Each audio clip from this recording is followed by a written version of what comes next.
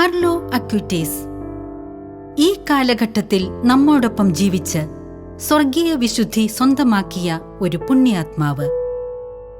ദിവ്യകാരുണ്യത്തെ സ്വർഗീയ പാതയാക്കിയ ധന്യജീവിതം.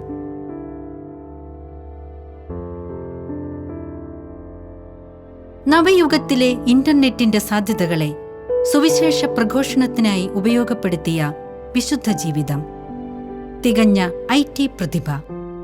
സ്വന്തമായി വെബ്സൈറ്റ് നിർമ്മിച്ചുകൊണ്ട് ദിവ്യകാരുണ്യ അത്ഭുതങ്ങളെ ലോകത്തിനു മുൻപിൽ പ്രദർശിപ്പിച്ച യുവാവ്. വെറും 15 വർഷം മാത്രം ഈ ലോകത്ത് ജീവിച്ച് നമ്മെ വിട്ടുപിരിഞ്ഞ കാർലോ അക്വിറ്റീസ് 2020 ഒക്ടോബർ 10 വാഴ്ത്തപ്പെട്ടവനായി തിരുസഭ പ്രഖ്യാപിച്ച ഈ പുണ്യാത്മാവിനെക്കുറിച്ച് ആഴത്തിൽ നമുക്ക് മനസ്സിലാക്കാം. ഷാലോം ടിവിയിലെ ഹൈവേ ടു ഹെവൻ എന്ന പ്രോഗ്രാമിലേക്ക് ഏവർക്കും സ്വാഗതം.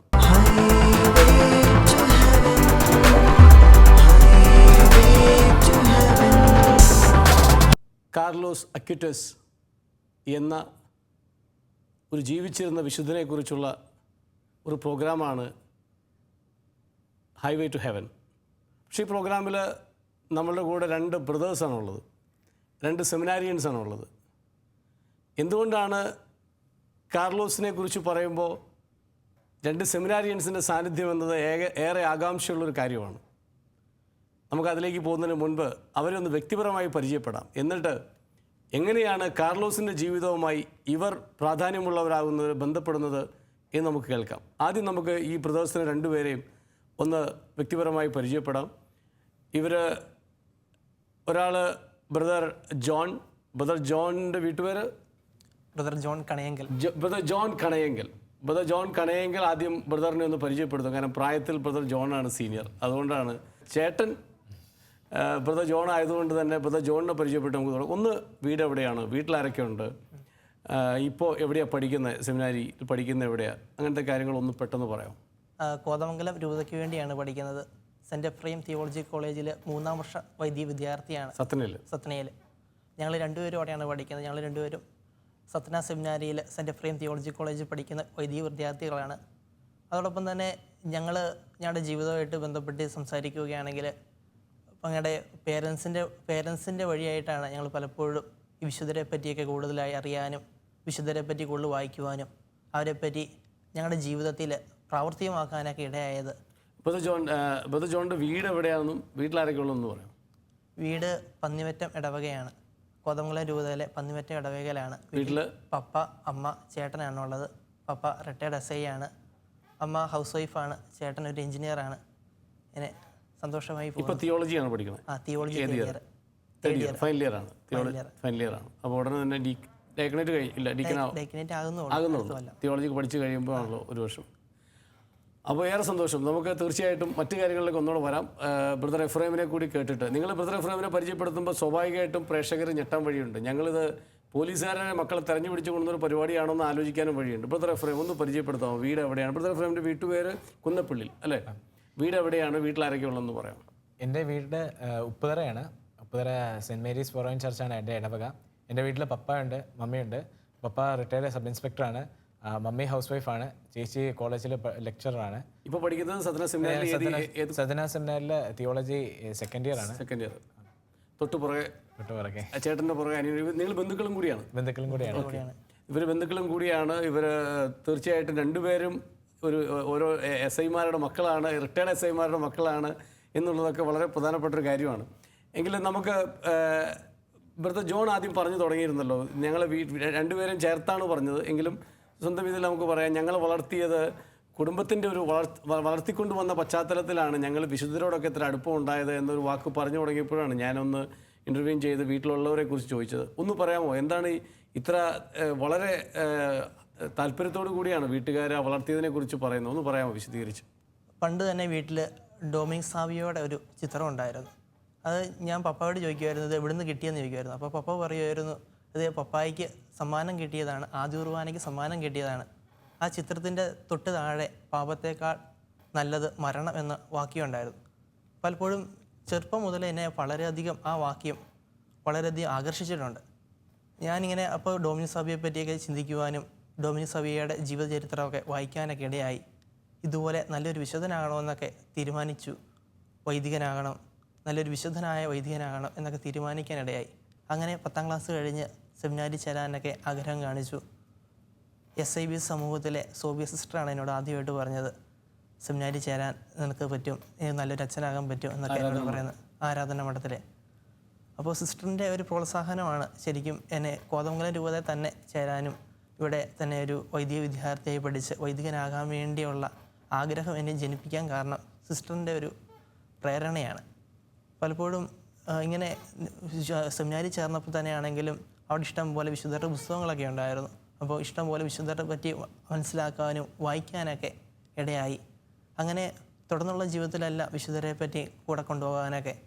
പിന്നെ സെൻ്റ് എഫ്രൈം തിയോളജിക്കൽ കോളേജിൽ ചെന്നപ്പോഴാണെങ്കിലും വിശുദ്ധരെ പറ്റി കൂടുതൽ അറിയാനൊക്കെ, അതിനെപ്പറ്റി വരുന്ന മാഗസിനുകളൊക്കെ വായിക്കാൻ.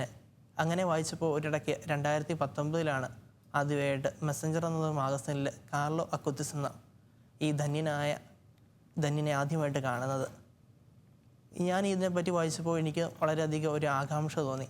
കാരണം ജീൻസും ടീഷർട്ടൊക്കെ ഇട്ട ഒരു നല്ലൊരു വിശുദ്ധൻ. കാർലോ അക്വിറ്റസിനെ കുറിച്ച് നമുക്ക് വരാം. അതിനു മുമ്പ് ബ്രദർ എഫ്രൈം എങ്ങനെ ഈ മുമ്പ് സൂചിപ്പിച്ചതുപോലെ എങ്ങനെയാണ് ഈ അപ്പനായ SIയും അമ്മയും ഒക്കെ ജീവിത വഴികളിൽ സഹായിച്ചതും എങ്ങനെ ഈ ഒരു വൈദിക പരിശീലനത്തിലേക്ക് എത്തിപ്പെട്ടു എന്ന് വളരെ ഷോർട്ടായിട്ടെന്ന് പറയാം. തീർച്ചയായിട്ടും എന്നെ ഈ ദൈവവിളി തന്നെ എൻ്റെ പപ്പായുടെ അമ്മയുടെ പ്രാർത്ഥനയാണ്. അവരുടെ ഒരു മാതൃകാപരമായ ജീവിതമാണ്. അതിന് ഏറ്റവും കൂടുതൽ ഈ വിശുദ്ധരിലേക്ക് എന്നെ അടുപ്പിച്ചത് എൻ്റെ പപ്പായും അമ്മയാണ്. അവർ ആഴ്ചയിൽ ഒരിക്കലും ഒരു വിശുദ്ധൻ്റെ ജീവചരിത്രം മേടിച്ചു തന്നിട്ട് എന്നെയും എൻ്റെ ചേച്ചിയോടും പറയും, അത് കാണാപ്പാടം പഠിക്കണം. അത് കാണാപ്പാടം പഠിച്ച് ശനിയാഴ്ച പപ്പായെ പറഞ്ഞു കേൾപ്പിച്ചാൽ അന്നത്തെ അത്താഴം തരുവുള്ളായിരുന്നു പപ്പ. അപ്പം വളരെ സ്ട്രിക്റ്റായിട്ട് അങ്ങനെ ഞങ്ങളെ വളർത്തിയത്. അപ്പം അത് മാത്രം പോരാ, അതിലെ ആ പുണ്യാളൻ്റെ ജീവിതത്തിൽ ഏതൊരു പുണ്യം, ഇപ്പോൾ ചാരിറ്റി ആണെങ്കിൽ പപ്പ കുറച്ച് പൈസ തരും, അതുകൊണ്ട് പാവം കൊടുക്കണം. ആ ഒരു ശീലിപ്പിച്ച് ഞങ്ങളെ വളരെ ചെറുപ്പത്തിൽ തന്നെ വിശുദ്ധരോടുള്ളൊരു ആഭിമുഖ്യത്തിൽ പപ്പ അമ്മയും വളർത്താൻ ശ്രമിച്ചു. അപ്പോൾ അങ്ങനെയാണ് ഞാൻ ഈ വിശുദ്ധരോടുള്ള അറ്റാച്ച്മെൻറ്റ് എനിക്ക് ഉണ്ടാകുന്നത്. അപ്പോൾ എൻ്റെ ചേച്ചിക്കാണേലും കൂടുതൽ വിശുദ്ധരോട് അറ്റാച്ച്മെൻറ്റ് തോന്നാനും ഇതാണ് കാരണം. പപ്പ എന്നെ കൂടുതലും വിശുദ്ധരെ കാട്ടി തന്നിട്ടുള്ളതുകൊണ്ട് വിശുദ്ധരുടെ ജീവിതം കൂടുതൽ വായിക്കാൻ എനിക്കിടയായി. അപ്പോൾ കൂടുതൽ എനിക്ക് ഈശോയെ മറ്റുള്ളവരിലേക്ക് എത്തിക്കാൻ എന്തെങ്കിലും ആയേ പറ്റുള്ളൂ എന്നൊരു ചിന്ത എന്നിൽ വളരെ ചെറുപ്പം തുടങ്ങി. പിന്നെ പപ്പായും അമ്മയും പറഞ്ഞു, ഞാൻ ഒറ്റപ്പുതനാണ്, എനിക്കൊരു ചേച്ചിയുള്ളൂ. അപ്പം പപ്പായും അമ്മയും പറഞ്ഞു, മോനെ വൈദികനാകാൻ താല്പര്യമാണെങ്കിൽ തീർച്ചയായും പോകണം, ഞങ്ങളൊരു തടസ്സം പറയില്ല. പക്ഷേ പപ്പായുടെ വീട്ടുകാരെല്ലാം എനിക്ക് തടസ്സമാണ് പറഞ്ഞത്, മോൻ പോകരുത്, മോൻ ഒറ്റപ്പുതനാണ്, പപ്പായ്ക്കും അമ്മയ്ക്കും എന്തെങ്കിലും വന്നു കഴിഞ്ഞാൽ ആരും കാണില്ല. അങ്ങനെ ഒരു വേദന എനിക്ക് തന്നിട്ടുണ്ട്. അപ്പം ഞാൻ ഏറ്റവും കൂടുതൽ അന്നേരവും എൻ്റെ പ്രചോദനം എൻ്റെ പപ്പായും അമ്മയായിരുന്നു. പപ്പായും അമ്മയും പറഞ്ഞ, മോൻ മരിച്ചാലും ഈശോയ്ക്ക് വേണ്ടി രക്തസാക്ഷിത്വം വരിക്കണം, ആ ഒരു ഇൻറ്റൻഷനിലാണ് പപ്പായും അമ്മയും എന്നോട് പറഞ്ഞ് സെമിനാരിലേക്ക് വിടുന്നത്. അന്ന് ഞാൻ ഓർക്കുന്നുണ്ട്, ആദ്യമായിട്ട് സെമിനാരിലേക്ക് പോയപ്പം പപ്പായും അമ്മയും അത്ര നാൾ ഞാൻ പപ്പായും അമ്മയോടും ചേർന്ന് നിന്നിട്ട് എനിക്ക് തന്നെ ആദ്യം തന്നെ ആ രീതികളോട് ചേർന്ന് പോകാൻ വളരെ ബുദ്ധിമുട്ടായിരുന്നു. പക്ഷേ ആ രീതികളോട് സെമിനാരി ജീവിതത്തോട് ചേർന്ന് പോകാൻ വേണ്ടി എന്നെ പ്രചോദനം നൽകിയതും ഈ ചെറുപ്പത്തിൽ പപ്പായും അമ്മയും പകർന്നു നൽകിയ ഈ വിശ്വാസവും ഈ വിശുദ്ധരോടുള്ള ആഭിമുഖ്യവുമാണ് എന്ന് ഞാൻ ഉറച്ചു വിശ്വസിക്കുന്നു. ഇന്ന് കാർലോസ് അക്വിറ്റസ്, നിങ്ങളുമായിട്ട് എന്താണ് ബന്ധം? നിങ്ങളെങ്ങനെ ഈ പ്രോഗ്രാമിൽ ഇതിനെക്കുറിച്ച് പറയാൻ വന്നു എന്നറിയുക വളരെ ആകാംക്ഷയുള്ളൊരു കാര്യമാണെന്ന് ഞാൻ ആദ്യമേ പറഞ്ഞല്ലോ. എങ്ങനെ കാർലോസ് അക്വിറ്റസുമായി നിങ്ങളുടെ ജീവിതം ബന്ധപ്പെട്ടു എന്ന് ആർക്കും വേണം പറഞ്ഞു തുടങ്ങാം. 2013 ഞാൻ ആദ്യമായിട്ട് കാർലോസ് അക്വിറ്റീസിനെ പറ്റി അറിയുന്നത്. 8 പുസ്തകങ്ങളോളം പല വിശുദ്ധരെ പറ്റി ഞാൻ എഴുതിയിട്ടുണ്ട്. അപ്പം കാർലോസ് അക്വിറ്റീസിനെ കുറിച്ച് ആൽബർട്ടോ മാർബലിയുടെ ഒരു മെസ്സഞ്ചർ എന്ന് പറഞ്ഞൊരു മാഗസിൻ ഉണ്ടായിരുന്നു. അവരുടെ 3 മാസം കൂടുമ്പോൾ ഇറക്കുമ്പോൾ ഒരു ന്യൂസ് ലെറ്റർ. ആ ന്യൂസ് ലെറ്ററിൻ്റെ അകത്ത് കാർലോസ് അക്വിറ്റീസിനെ ദൈവദാസനായി പ്രഖ്യാപിച്ച ഒരു ആർട്ടിക്കിൾ അതിനകത്ത് വന്നിരുന്നു. അപ്പം ഞാനത് വായിക്കാനിടയായ ആ സാഹചര്യത്തിൽ ഇദ്ദേഹത്തെപ്പറ്റി കൂടുതൽ എനിക്കും വളരെ ആകർഷണം തോന്നി. ഇന്നത്തെ യുവജനങ്ങളെ പിടിക്കാൻ വേണ്ടി അവരുടെ ആത്മാക്കളെ നേടാൻ വേണ്ടി നമുക്ക് ഏറ്റവും നല്ലൊരു മാതൃകയായിരിക്കണം ഈ വിശുദ്ധൻ. കാരണം വെച്ച് കഴിഞ്ഞാൽ ജീൻസും ബനിയനും ഇട്ടിരിക്കുന്ന ഒരു വിശുദ്ധൻ, അവരെല്ലാം ആഗ്രഹിക്കുന്ന തരത്തിൽ നല്ല ഫ്രീക്കനായ ഒരു വിശുദ്ധൻ. അങ്ങനെയാണ് നമുക്ക് കാർലോസ് അക്വിറ്റീസിനെ വിശേഷിപ്പിക്കാൻ പറ്റുന്നത്. അപ്പോൾ അവരുടെ ഡേയിലേക്ക് ഇറങ്ങി ചെല്ലാൻ വേണ്ടി കാർലോസ് അക്വിറ്റീസിനെ കൂട്ടുപിടിക്കുകയാണെങ്കിൽ തീർച്ചയായിട്ടും ഈശോയ്ക്ക് വേണ്ടി 100 ആത്മാക്കളെയല്ല 1000 കണക്കിന് ആത്മാക്കളെ നേടാമെന്നുള്ളൊരു തീഷ്ണത എനിക്ക് ഉണ്ടായി. അപ്പോൾ അങ്ങനെ ഇരിക്കുമ്പോൾ ഈ ആൽബർട്ടോ മാർവലിയുടെ പോസ്റ്റുലേറ്റർ മോൺസിഞ്ഞർ ഫൗസ്റ്റോ ലാൻഫ്രാങ്കി അച്ഛനെ എനിക്ക് അറിയാമായിരുന്നു. അപ്പോൾ അച്ഛനോട് ഞാൻ കോൺടാക്ട് ചെയ്തു. അച്ഛന് ഈ കാർലോസ് അക്വിറ്റീസിൻ്റെ അമ്മേനെ നല്ല വ്യക്തിപരമായിട്ട് അറിയാവുന്നതാണ്. ആൻ്റോണിയ സൽസാന എന്ന പേര്, അക്വിറ്റീസ് കുടുംബനാമമാണ്. അപ്പോൾ അച്ഛനുമായിട്ട് ഉള്ള ബന്ധത്തിൽ ഞാൻ കാർലോയുടെ അമ്മയെ പരിചയപ്പെടാനിടയായി. 2014 കാർലോയുടെ അമ്മയായിട്ടുള്ള സംഭാഷണങ്ങൾ വാട്സപ്പിലൂടെയും ഇമെയിലിലൂടെയും ഗൂഗിൾ മീറ്റിലൂടെയൊക്കെ സംഭാഷണങ്ങൾ നടത്തി. അപ്പം കാർലോയുടെ അമ്മയ്ക്ക് വളരെ ഇൻട്രസ്റ്റിംഗ് ആയിട്ടാണ് എന്നോട് സംസാരിച്ചുകൊണ്ടിരുന്നതെന്ന്. അപ്പം കാർലോയുടെ ഒരു തീഷ്ണത എന്നോട് പലപ്പോഴും പലത് ഷെയർ ചെയ്തു. അപ്പം എൻ്റെ മെയിനായുള്ള ഇൻറ്റൻഷൻ എന്ന് വെച്ച് കഴിഞ്ഞാൽ ഈ യുവജനങ്ങൾക്ക് കാർലോ എങ്ങനെ ജീവിച്ചു അത് യാഥാർത്ഥ്യമായിട്ട് യഥാർത്ഥ രീതിയിൽ കാർലോ ജീവിച്ച ആധ്യാത്മികത ഈ യുവജനങ്ങൾക്ക് വരച്ച് കാട്ടിക്കൊടുക്കണമെന്നൊരു തീഷ്ണതയുണ്ടായിരുന്നു. അങ്ങനെ ഞാൻ 1 വർഷം കാർലോയുടെ അമ്മയോടും കാർലോയുടെ പപ്പായോടും അതോടൊപ്പം തന്നെ കാർലോയായിട്ട് ബന്ധപ്പെട്ടിരിക്കുന്ന കൂട്ടുകാർ, അതോടൊപ്പം തന്നെ പോസ്റ്റുലേറ്റർ, പിന്നെ കാർലോ ജീവിതത്തിൽ പരിചയപ്പെട്ട് കഴിഞ്ഞിട്ട് മാനസാന്തരം ലഭിച്ചിട്ടുള്ളവർ, അങ്ങനെയുള്ളവരെ എല്ലാം ഞാൻ കോൺടാക്ട് ചെയ്യാൻ തുടങ്ങി. അവരുമായിട്ട് സംഭാഷണം നടത്തി. അങ്ങനെ 1 വർഷം കൊണ്ട് ഞാൻ ഒരു പുസ്തകം എഴുതി. ഇതാണ് ആ പുസ്തകം. കാർലോസ് അക്വിറ്റീസിൻ്റെ ആധ്യാത്മിക ജീവിതമാണിത്. ഇംഗ്ലീഷിലെഴുതി, ഇതിൻ്റെ മലയാളവും ഉണ്ട്. അപ്പം ഈ പുസ്തകം ഞാൻ എഴുതിയത് കാർലോസ് അക്വിറ്റീസിൻ്റെ മാതാവുമായിട്ടുള്ള സംഭാഷണത്തിലാണ്. അപ്പോൾ ഈ സംഭാഷണം എന്നെ കാർലോസ് അക്വിറ്റീസിനെ കൂടുതൽ മനസ്സിലാക്കാൻ വേണ്ടി എന്നെ സഹായിച്ചു. അപ്പം ഞാനോർത്തു എല്ലാവരും ഇപ്പോൾ ഒരു ഫോക്കസ് ചെയ്യുന്നത് അദ്ദേഹത്തിൻ്റെ ജീവചരിത്രമായിരിക്കും. ജീവചരിത്രം മാത്രമല്ല നമ്മൾ യുവാക്കൾക്ക് കൊടുക്കേണ്ടത്.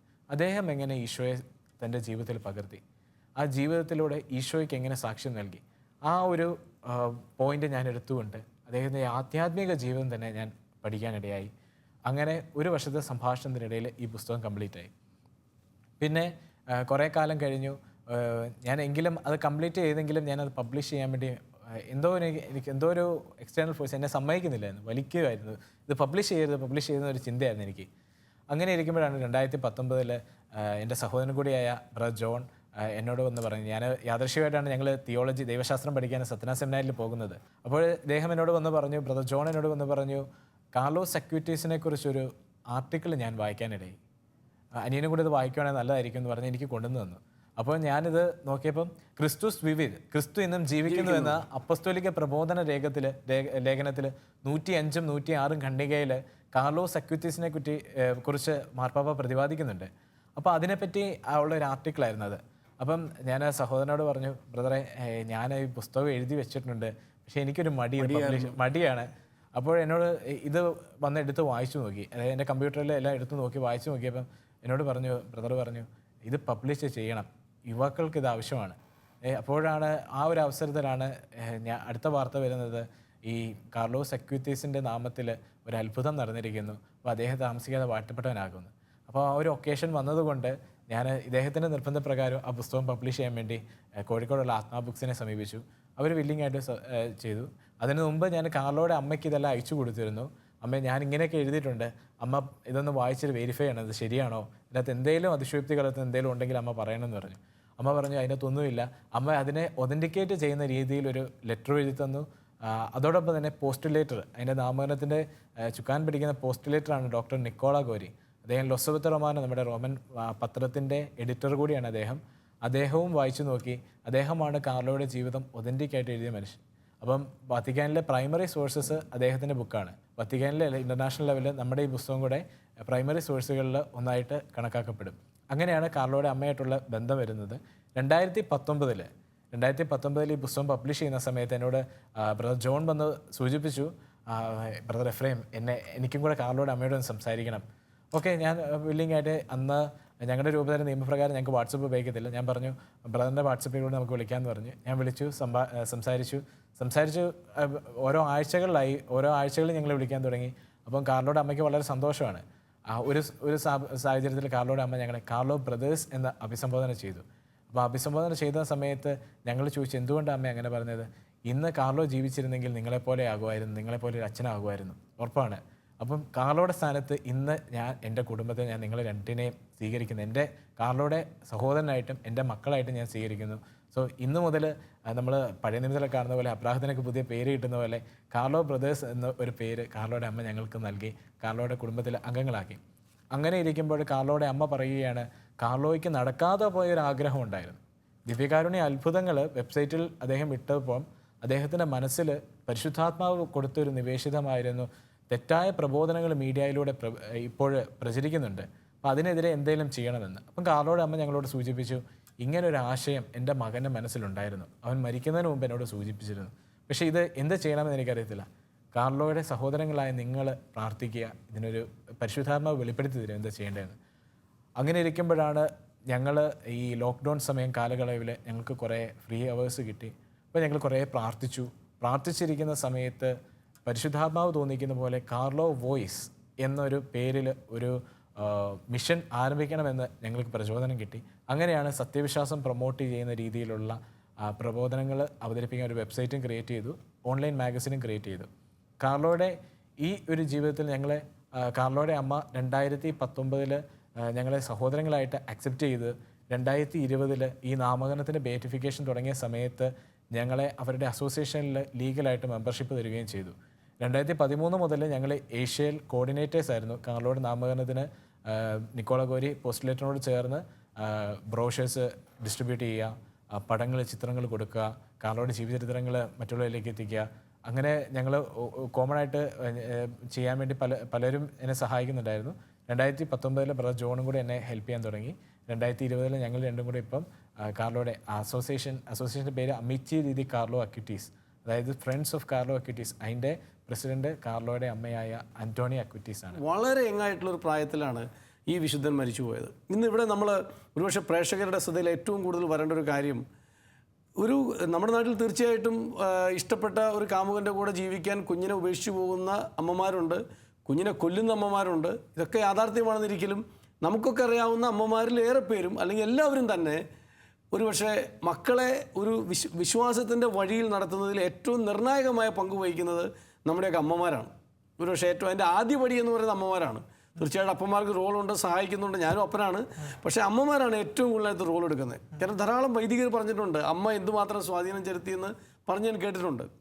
ഇവിടെ നമ്മൾ എത്ര മനോഹരമായിട്ട്, കാരണം നമ്മളിന്ന് നിങ്ങൾക്ക് അത്തരത്തിൽ കാർലോസ് അക്വിറ്റീസിൻ്റെ അമ്മയുമായി ബന്ധപ്പെടാൻ കഴിഞ്ഞു എന്ന് പറയുന്നത് വളരെ വളരെ പ്രധാനപ്പെട്ടൊരു കാര്യമാണ്. കാരണം ആ അമ്മയായിരിക്കും കാർലോസിൻ്റെ ജീവിതത്തിൽ ഏറ്റവും നിർണായകമായി സ്വാധീനം ചെലുത്തിയിട്ടുള്ള ഒരാളും.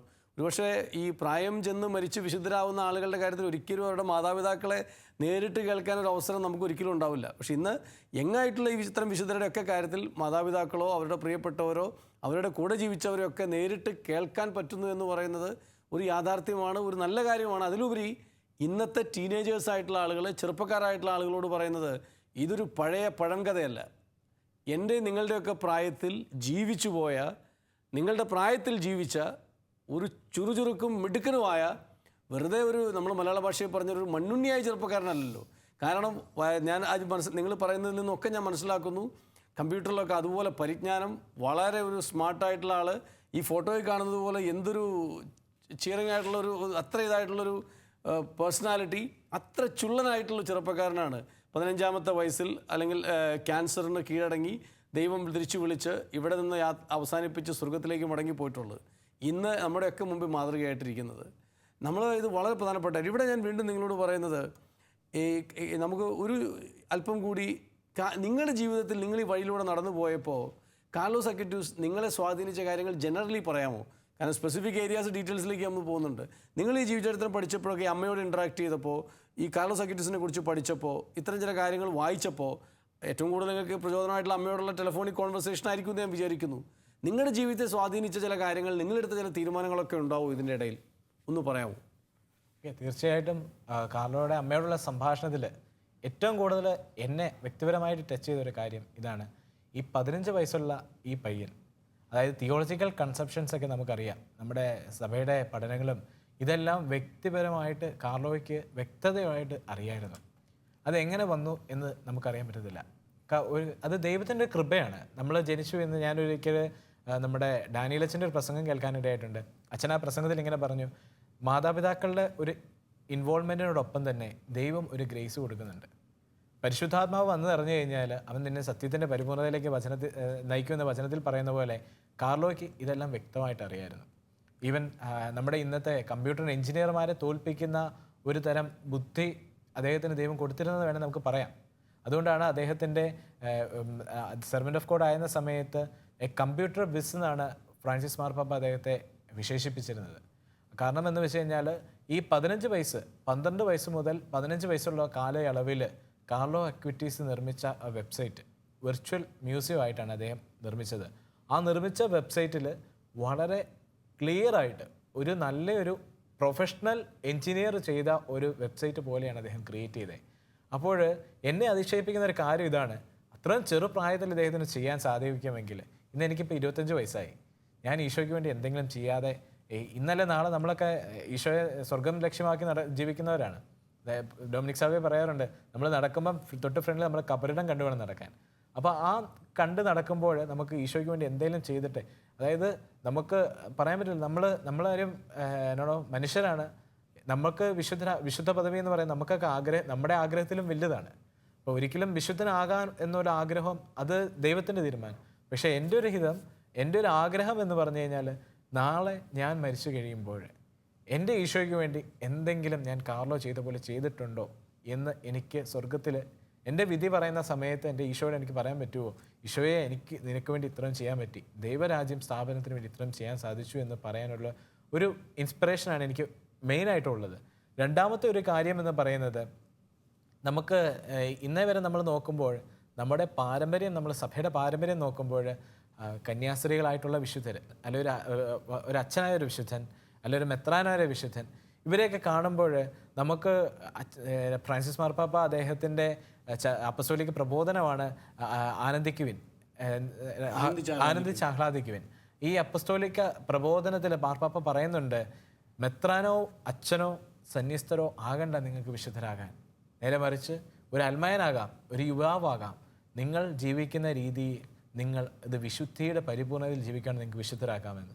അപ്പോൾ ഇന്ന് വരെയുള്ള ഈ പാരമ്പര്യത്തെ അതിജീവിച്ച് ഒരാൾ അൾത്താരയിലേക്ക് ഉയരുന്നത് കാണുമ്പോൾ ഈ രണ്ട് കാര്യം എന്നെ കൂടുതലും, അതായത് നമ്മളൊക്കെ വൈദികരാകാൻ ഞങ്ങളെ സംബന്ധിച്ചിടത്തോളം ഞങ്ങൾ വൈദികരാകാൻ വിളിക്കപ്പെട്ടവരാണ്. അപ്പോൾ ഞങ്ങളുടെ ദൈവവിളിയിൽ ഉറപ്പിക്കാനുള്ള ഒരു ആഹ്വാനം കൂടിയാണ് കാർലോയുടെ ജീവിതത്തിൽ ഞങ്ങൾക്ക് കിട്ടിയത്. ഈ രണ്ട് ഇൻസിഡൻ്റാണ് എന്നെ ഏറ്റവും കൂടുതൽ. Thank you. ഇതിനകത്ത് വളരെ വളരെ പ്രധാനപ്പെട്ടൊരു കാര്യം, ഒരു മീഡിയ ഇവാഞ്ചലൈസേഷൻ, നമ്മൾ തീർച്ചയായിട്ടും അത് മറ്റൊരു പോയിന്റിൽ ഡിസ്കസ് ചെയ്യുന്നതാണ്. ഒരു മീഡിയ ഇവാഞ്ചലൈസേഷൻ എന്ന് പറയുന്നത് വളരെ വളരെ ഗൗരവത്തോടെ കണ്ടിരുന്ന ആളാണ് കാർലോ അക്വിറ്റസ്. അതിനെയാണ് നമ്മൾ കാണേണ്ടത്, ഇവാഞ്ചലൈസേഷൻ ത്രൂ മീഡിയ. അതിൻ്റെ ഒരു ഏറ്റവും മനോഹരമായ ഒരു ഉദാഹരണമാണ് ഈ യൂക്കറിസ്റ്റിക് മിറക്കിൾസ് അദ്ദേഹം ഈ ഒരു വെബ്സൈറ്റിലൂടെ ഒരു മ്യൂസിയം നമ്മൾ പറയുന്നത് പോലെ ഒരു മ്യൂസിയം സെറ്റ് ചെയ്തത്. ഇപ്പോൾ ജോണിൻ്റെ കൂടെ കേട്ടിട്ട് ഞാൻ ഒരു കമൻറ്റോടെ പറയാം. ഒരു കാലഘട്ടത്തിന് ചേർന്ന വിശുദ്ധരെ ദൈവം നൽകുന്ന, നമ്മുടെ ഈ കാലഘട്ടത്തിന് ചേർന്ന ഒരു വിശുദ്ധനാണ് കാർലോ അക്വിറ്റസ്.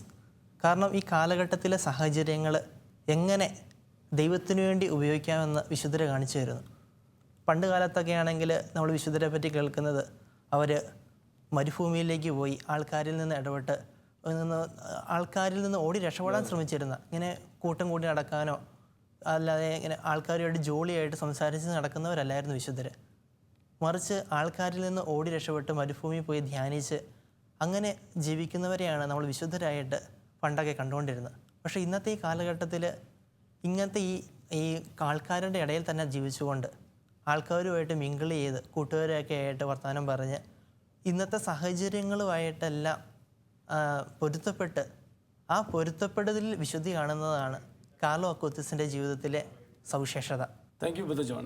ഒരുപക്ഷെ കത്തോലിക്ക സഭയുടെ ഒരു വിശുദ്ധ ഗണങ്ങളുടെ ഒരു നിര നമ്മൾ പരിശോധിച്ചാൽ നമുക്കറിയാം, വ്യത്യസ്തങ്ങളായ കാരിസംസ് ഉപയോഗിച്ച് വ്യത്യസ്തങ്ങളായ രീതിയിൽ വ്യത്യസ്തങ്ങളായ ജീവിത ശൈലിയിൽ ക്രിസ്തുവിനെ നെഞ്ചോട് ചേർത്ത് വെച്ച് ജീവിച്ച ആളുകളാണവർ. അതുകൊണ്ട് തന്നെ നമ്മൾ മുമ്പ് സൂചിപ്പിച്ചതുപോലെ ഒരു കാലഘട്ടത്തിൽ സമൂഹത്തിൽ നിന്ന് വേർപെട്ട് കുറച്ചുകൂടെ പ്രാർത്ഥനയിലും ധ്യാനത്തിലൂടെയും ഒരു ക്രിസ്തുവിനെ ചേർത്ത് വെച്ച് ജീവിക്കുന്നത് ഒരു ജീവിതചര്യയായി കണ്ടവരുണ്ട്. ത്യാഗപൂർണമായ ജീവിതത്തോടെ രക്തസാക്ഷിത്വം വരിച്ച് വിശുദ്ധരായ ആളുകളുണ്ട്. സഭയ്ക്ക് വേണ്ടി ധാരാളം പ്രബോധനങ്ങൾ നടത്തി സഭയിലെ സഭാപിതാക്കന്മാരായി മാറി സഭയിലെ ധാരാളം പഠനങ്ങൾ എഴുതി വെച്ച് കടന്നുപോയ സഭാപിതാക്കന്മാരായിട്ടുള്ള വിശുദ്ധരുണ്ട്.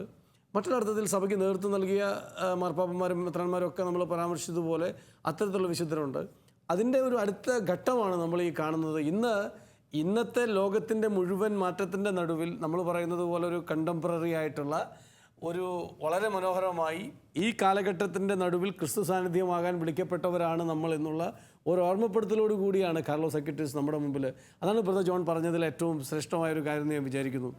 ബ്രദർ പറഞ്ഞപ്പോൾ ഞാൻ ശ്രദ്ധിച്ചൊരു കാര്യം ഇതാണ്, ഈ 15 വയസ്സിൽ കാർലോയ്ക്ക് ഇത്രയും ചെയ്യാനുള്ള ഒരു ചിന്ത വന്നെങ്കിൽ ഇന്ന് എത്ര വയസ്സാണ് പറഞ്ഞത്?